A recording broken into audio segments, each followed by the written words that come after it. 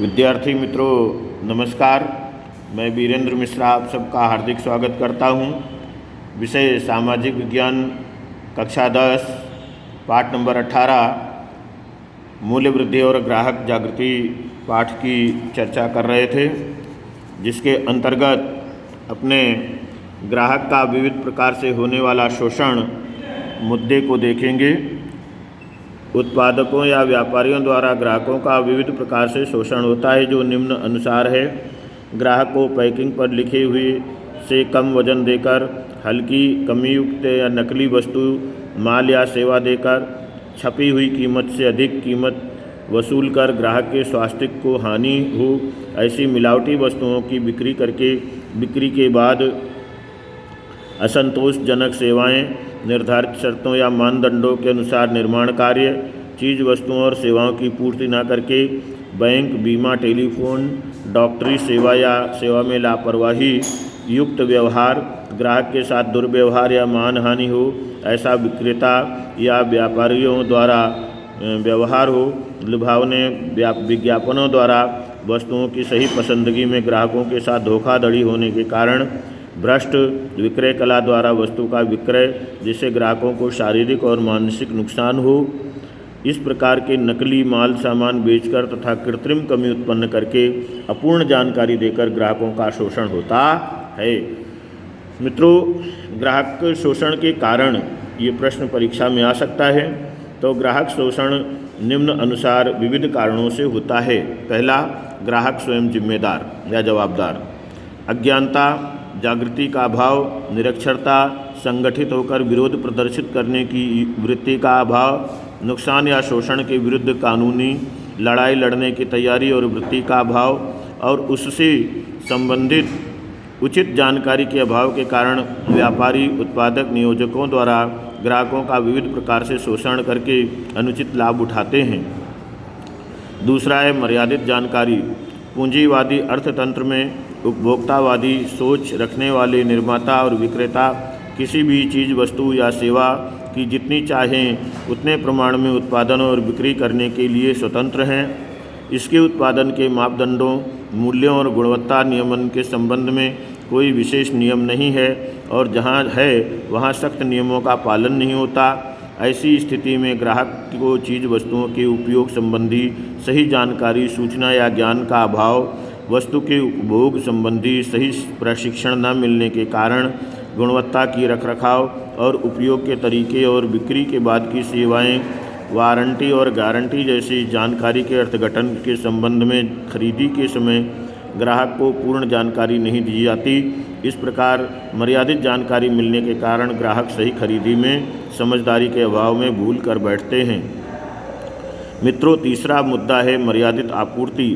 जब वस्तु या सेवा की मांग के सामने पर्याप्त मात्रा में उसकी आपूर्ति नहीं होती, तब तक कृत्रिम कमी सर्जित होती है। इस प्रकार व्यापारी, उत्पादकों द्वारा संग्रहखोरी, सट्टाबाजी, धोखा या प्राकृतिक आपदाओं जैसे कारणों से कमी उत्पन्न होती है। ग्राहक से ऐसी परिस्थितियों में अधिक मूल्य वसूल करके अनुचित लाभ उठाया जाता है। इस प्रकार बाजार में वस्तु की अपर्याप्त आपूर्ति भी ग्राहक शोषण का कारण बनती है। मित्रों, चौथा है मर्यादित स्पर्धा। जब कोई एक ही उत्पादक या उत्पादक समूह किसी वस्तु या सेवा के उत्पादन में और वितरण में एकाधिकार रखता हो, तब उत्पादक ऐसी वस्तु या एकाधिकार वाले बाजार में अन्य विकल्पों के अभाव में ग्राहकों का विविध प्रकार से शोषण करता है, कमी युक्त सेवा और हल्का माल सामान का विक्रय करता है। मित्रों, ये हैं जो कि ग्राहक शोषण के कारण हैं। अगला पॉइंट, ग्राहक सुरक्षा क्षेत्र, ग्राहक जागृति। मित्रों, ग्राहकों के विविध प्रकार से होने वाले शोषण को रोकने और ग्राहकों के अधिकारों और हितों की रक्षा करने तथा उन्हें शारीरिक, मानसिक और आर्थिक क्षेत्र में सुरक्षा प्रदान करने की आवश्यकता है। सर्वप्रथम भारत में ग्राहकों के रक्षण के संबंध में कौटिल्य के अर्थशास्त्र में उद्योगों और व्यापार द्वारा ग्राहकों के साथ किए जाने वाले दुर्व्यवहार और शोषण का उल्लेख है, जिसमें मापतौल और मिलावट या बनावटी जैसी व्यापारिक आपराधिक व्यापार की पद्धतियों के बदले दंड देने की व्यवस्था का उल्लेख किया गया है। अमेरिकन राष्ट्रपति जॉन फ्रैंकलिन केनेडी ने अमेरिका की संसद में 15 मार्च 1962 के दिन ग्राहकों को 4 अधिकार दिए और ग्राहकों के मंतव्यों को सुना नहीं जाता, इसके लिए व्यथा प्रकट की थी। मित्रों, कंज्यूमर्स इंटरनेशनल अंतर्राष्ट्रीय संगठन ने तारीख 15 मार्च 1983 के दिन ग्राहकों के 4 अधिकारों को दर्शाती हुई घोषणा की, जिसके कारण विश्व में प्रत्येक वर्ष 15 मार्च को विश्व ग्राहक अधिकार दिवस के रूप में मनाया जाता है। इसके बाद संयुक्त राष्ट्र संघ यूनो ने अपनी तारीख 16 अप्रैल 1985 की सभा में United Nations guidelines for consumers protection के कानून में ग्राहकों के मूलभूत 8 अधिकार घोषित किए और उसके अनुसार विश्व के देशों से अपने देश के ग्राहकों के लिए अधिकारों और उनके हितों के संरक्षण के लिए प्रभावी कानूनी ढांचा बनाने की सिफारिशें की थी। उसके अनुसार भारतीय संसद ने राष्ट्रीय ग्राहक सुरक्षा अधिनियम 1986 बनाया, जिसे राष्ट्रपति ने तारीख 24 दिसंबर 1986 के दिन हस्ताक्षर करके मंजूरी प्रदान की, जिसके कारण भारत में प्रत्येक वर्ष 24 दिसंबर को राष्ट्रीय ग्राहक अधिकार दिवस के रूप में मनाया जाता है। गुजरात सरकार ने दिनांक 18 फरवरी 1988 के दिन गुजरात ग्राहक सुरक्षा नियम 1988 लागू किया, जिसके अनुसार ग्राहक सुरक्षा की कानूनी कार्यवाही राज्य में लागू की गई है। मित्रों, भारत में ग्राहक सुरक्षा धारा में 1993 और 2002 में कुछ महत्वपूर्ण सुधार लागू किए गए हैं और वर्षों पुराने कानूनों में समयानुसार परिवर्तन करने की भावना लोगों में उत्पन्न हुई है। ग्राहक सुरक्षा अधिनियम 1986 की अनेक व्यवस्थाओं में से मुख्य और महत्वपूर्ण व्यवस्थाओं के विषय में अब हम जानकारी प्राप्त करेंगे। ग्राहक अधिकार का कानून।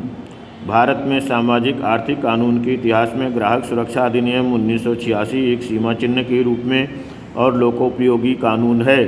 ये ग्राहकों के अधिकारों तथा ग्राहकों के हितों की रक्षा के संदर्भ में बनाया गया सबसे अधिक प्रगतिशील और सर्वग्राही कानून है, जो निम्नानुसार अनेक व्यवस्थाएं करता है, जिसकी जानकारी हम प्राप्त करेंगे। मित्रों, पहला है ग्राहक सेवा संबंधी।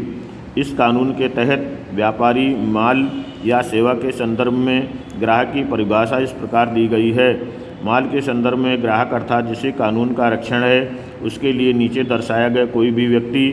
फर्स्ट, यदि कोई भी व्यक्ति चीज़ वस्तु या माल सेवा को पैसे देकर अथवा एवज के बदले में खरीदी करे अथवा वस्तु या सेवा देने के बदले में कीमत चुकाने की व्यक्ति गारंटी देकर अथवा कुछ कीमत चुका दे और बाकी रकम चुकाने का वचन देकर वह वस्तु या सेवा प्राप्त करता है, वह व्यक्ति। सेकंड, हफ्तों में चुकाकर अथवा किराए पर खरीदने की पद्धति द्वारा कोई माल सामान कीमत चुकाकर खरीदे अथवा सेवा किराए पर रखे अथवा सेवा प्राप्त करे और उस माल सामान को व्यक्ति या उसकी कोई भी व्यक्ति उपयोग करे या सेवा का लाभ प्राप्त करता है, वह व्यक्ति ग्राहक है।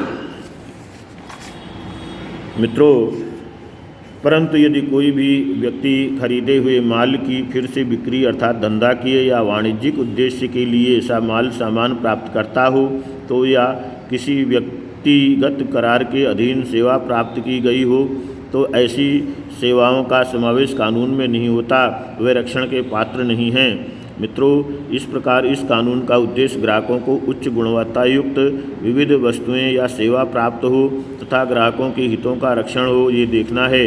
इस कानून की व्यवस्था के अनुसार माल या सेवा का गुणवत्ता प्रकार तथा करार के अनुसार प्रचलित कानून के अनुसार सेवा देने की पद्धति के विरुद्ध सेवा में कमी पाई जाए या हल्की लगे या माल कम गुणवत्ता वाला कमयुक्त हो तो ग्राहक कानून के अधीन शिकायत कर सकता है।